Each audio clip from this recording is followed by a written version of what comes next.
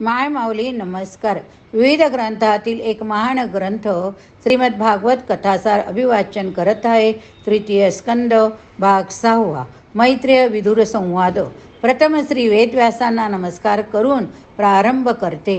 नमो भगवते वासुदेवाय. ओम नमो भगवते वासुदेवाय. सुतांनी पुढील गोष्टीस प्रारंभ केला.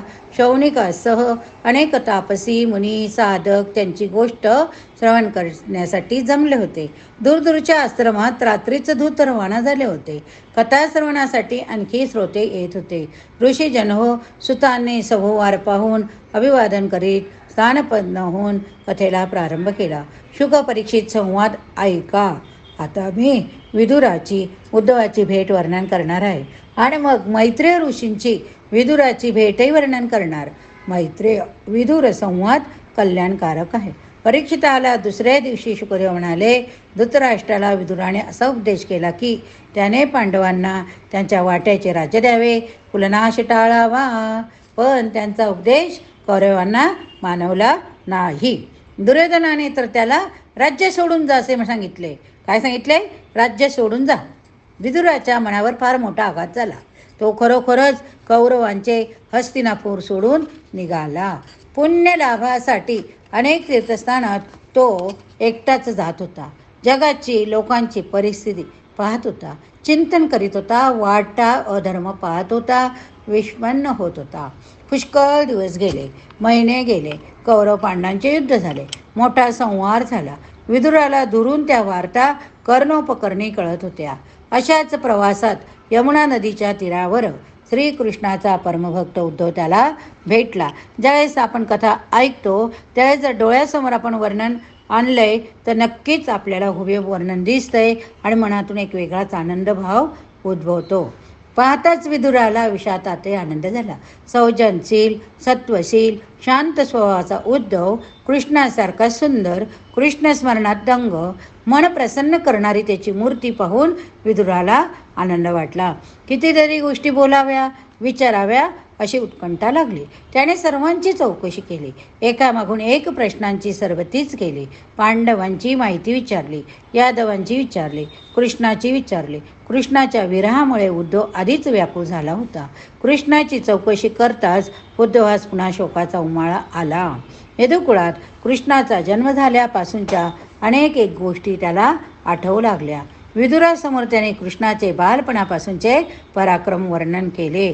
किती राक्षस गोकुळात आले, त्यांना त्याने कसे मारले, सर्वांचा तो कसा आवडता झाला, पांडवांचा त्याने किती श्रम घेतले, जगातल्या दुष्ट लोकांना त्याने कसे मारले, सगळ्या गोष्टी सांगितल्या. यादव उन्मत्त कसे झाले, शेवटी यादवांचाही नाश झाला ते कसा ते सांगितले. पांडवांचे कौरवांचे सारे युद्ध थोडक्यात सांगितले. पण श्रीकृष्णाचे वर्णन करायचे झाले की त्याला नवा शोकही होत होता. श्रीकृष्ण शेवटी कसा निर्धामाला गेला तेही त्याने सांगितले. हो, उद्धव म्हणाला, शेवटी कृष्णाने मला सांगितले, उद्धवा तू आता बद्रिकाश्रमात जा. मी मात्र प्रभास क्षेत्रात त्याच्याजवळच रेंगाळत होतो. कृष्ण जाणार हे मला ठाऊक होते. मला त्याला सोडून जावत नव्हते.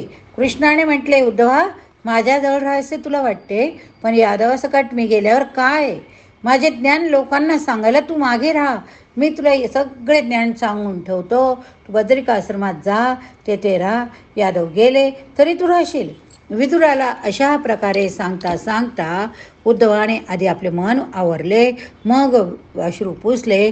विदुराने विचारले, पण उद्धवा जो उपदेश तुला कृष्णाने स्वतः केला तो तू मला नाही सांगणार? उद्धव म्हणाला, हो, बरे आठवले. बद्रिकाश्रमात तुम्ही जात आहे, कृष्णाने मला सांगितले होते. विदुराला आत्मज्ञान देणारे मैत्रेय ऋषी आहेत. विदुराने त्यांना विचारावे. तेव्हा तुम्हाला मैत्रेय ऋषींकडे जाणे श्रेयकर आहे. विदुराचे मन उद्विग्न झाले. कुरुकुळाचा नाश, यदुकुळाचा नाश, कृष्णही गेला. पांडवांचे कौरवांचे युद्ध टाळण्यासाठी कृष्णाने प्रयत्न केले. अर्जुनाचा रथ हाकला. एक गोष्टी ऐकून स्मरून त्याचे मन पूर्ण उदास, पूर्ण विरक्त होऊ लागले. त्याला मैत्रेयाकडे केव्हा जाईन असे झाले होते. उद्धवाचा निरोप घेऊन मैत्रेयांकडे जाण्यासाठी विदुर निघाला.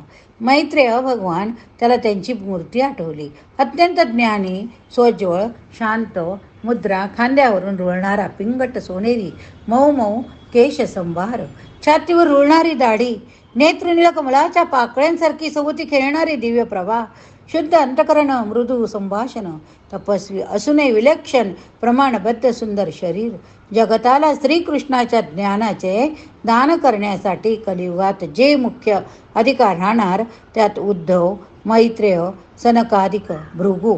विदुराला वाटले लवकरात लवकर हरिद्वारी जावे. ते मैत्रीय, ज्ञानी, प्रेमळ आहेत. आत्मज्ञान त्यांच्यापाशी आहे. भव्य उदात्त गौरवर्ण मैत्रीय ऋषींचे मनोमन स्मरण करीतच विदुर हरिद्वाराला निघाला. दुर्योधनाने त्यांचा उपदेशही धुडकावून लावला होता ते विदुराला आठवले.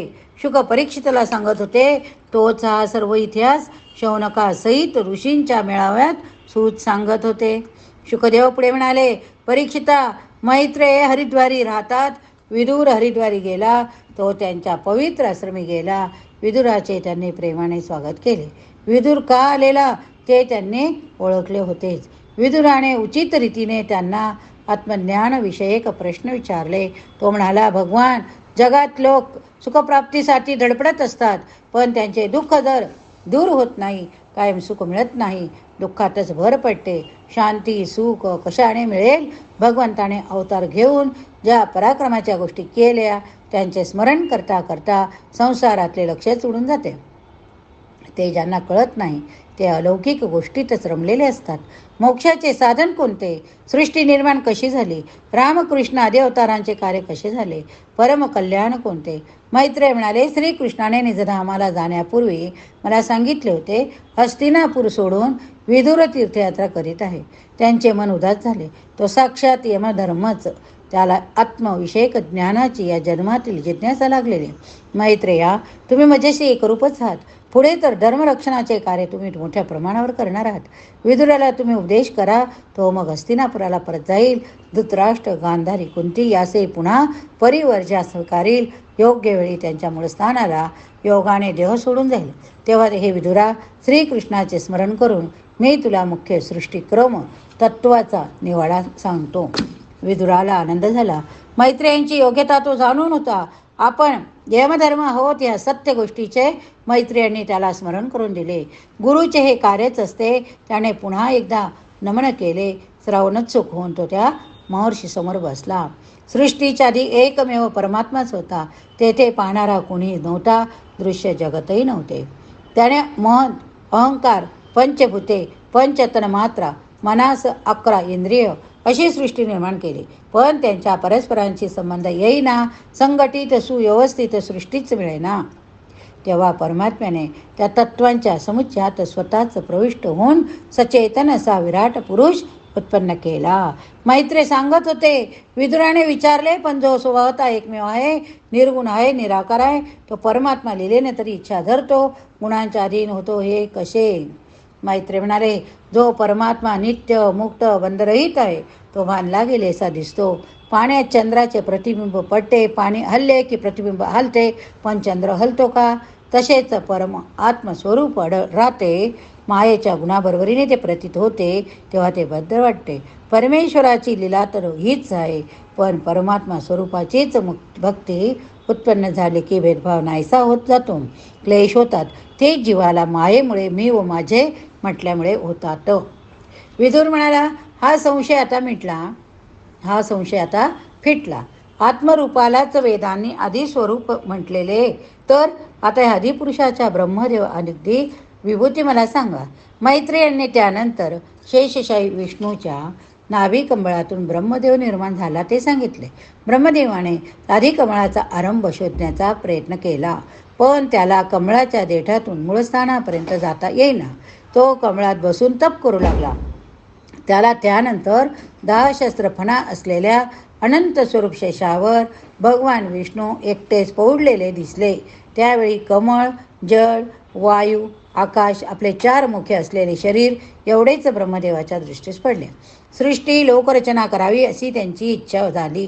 ब्रह्मदेवाने विष्णूच्या त्या व्यापक स्वरूपाची स्तुती केली. प्रभो, तुमच्याशिवाय जगात दुसरे सत्य काहीच नाही. मी तुम्हाला शरण आलो. तुम्ही विश्वाचे कल्याण करणारे आहात. जे विषयात गुंततात ते तुम्हाला ओळखू शकत नाही. इंद्रिय, त्यांचे विषय यांचा प्रभाव हीच माया. त्यामुळे मनुष्य स्वतःला वेगळा समजतो, एकतत्व विसरतो. तुमचे गुणसर्वन करून, साधू संगती करून तुमचे महत्त्व स्वरूप कळू लागते.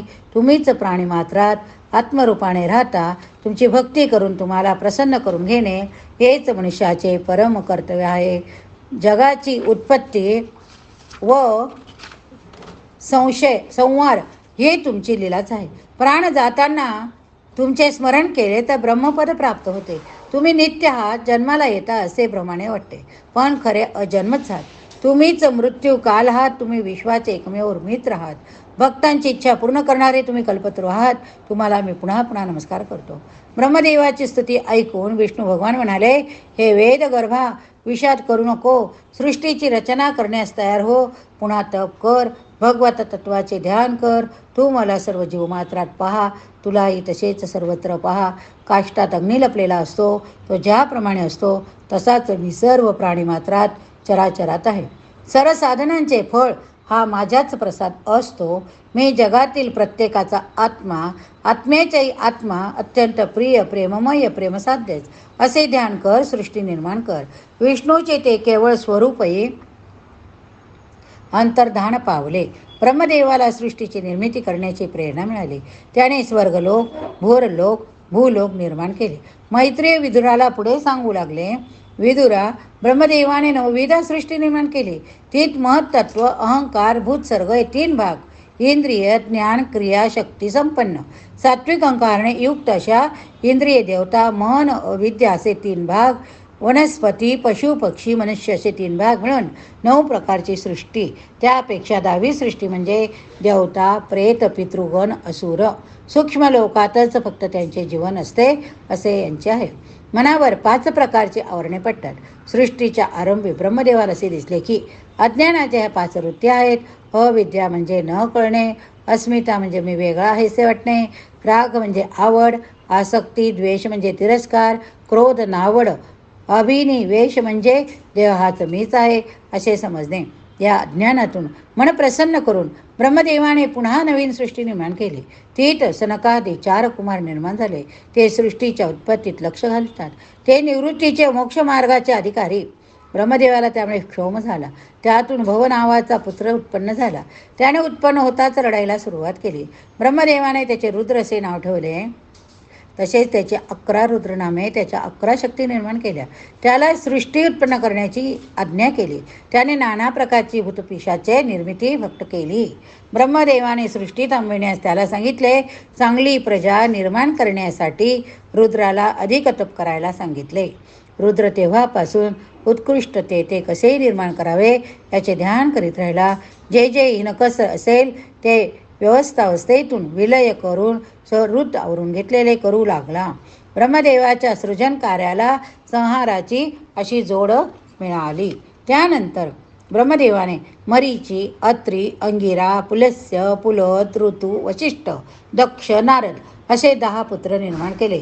किती पुत्र निर्माण केले? 10. 10ची नावं तुम्ही वरती ऐकलीत. ब्रह्मदेवाच्या मुखातून वेद, उपनिषद, न्याय, मीमांसा आदी 6 शास्त्र, धर्माचे 4 चरण, 4 वर्ण, 4 आश्रम, त्यांचे धर्म, ओंकार या शब्द असे उत्पन्न केले. तरी सुद्धा सृष्टीच्या उत्पत्तीला व्यापक रूप येईना. मैत्रेय विदुराला हे सर्व सांगत होते. ते पुढे म्हणाले, नंतर ब्रह्मदेवाने मनातूनच म्हणू शतरूपा याप्रमाणे एक पुरुष, एक स्त्री अशी जोडी निर्माण केली. त्यांना प्रजा उत्पन्न करण्यास सांगितले. प्रजांना धर्माचे नियम लावून देण्यास सांगितले. म्हणून म्हणाला, पण भगवान, जी प्रजा निर्माण होईल तिला राहायला जागा कुठे? सध्या तर सर्वच पाणीच पाणी. ब्रह्मदेवाने पाहिले, सर्वत्र जलमय होते. पृथ्वी पाण्याखाली होती. त्याने श्रीहरीचे स्मरण केले. विष्णूने त्यावेळी पृथ्वी पाण्यातून वर काढली. कशी काढली? त्याने एक अत्यंत प्रचंड वराहाचे रूप घेतले. त्याला डोक्यावर एक मोठा सुळा होता. तो वराह आकाशातून एकदम पाण्यात शिरला. त्याने आपल्या सुळ्याच्या टोकाने पृथ्वीवर उचलली. कोणी उचलली? वराहाने. सप्तपातळापैकी रसातळ म्हणून जे पाताळ, तेथून त्याने पृथ्वी पाण्याबाहेर काढली. पण हिरण्याक्ष नावाचा एक राक्षस तेथे होता. त्याने वराहाशी युद्ध केले, पण वराहरूपी विष्णूने त्याचा वध केला. पृथ्वी पाण्यावर आली, मनुच्या प्रजेला राहायला जागा मिळाली. पाण्यातून वराह बाहेर आला तेव्हा ब्रह्मदेवाने ऋषींसह त्याची स्तुती केली. विदुराने विचारले, भगवत मैत्रेय हा हिरण्याक्ष कोण? त्याने युद्ध का केले? मैत्रेय म्हणाले, विदुरा, परमेश्वरी योजना अतर्क्य आहे. हिरण्याक्ष हा मूळचा विष्णूचा द्वारपाल म्हणजे जय हाच होता. विदुर म्हणाला, म्हणजे विष्णूच्या द्वारपालासही दैत्यांचा जन्म घेऊन रसातळात जावे लागले. काय झाले ते मला सांगा. मैत्रेय म्हणाले, ती कथा मोठी आहे, पण मी तुला थोडक्यात सांगतो. आता आपण ती कथा प्रकरण 7 कर्दमाची गोष्ट पुढील भागात बघूया. हरये नमः. एवं रूपं सदा कृष्ण सुनार्थ भावये सुधी देवकी सुतं गोविंद वासुदेव जगत्पती. हरि ओम तत्सत्. श्रीकृष्णार्पणमस्तु. शुभं भवतु.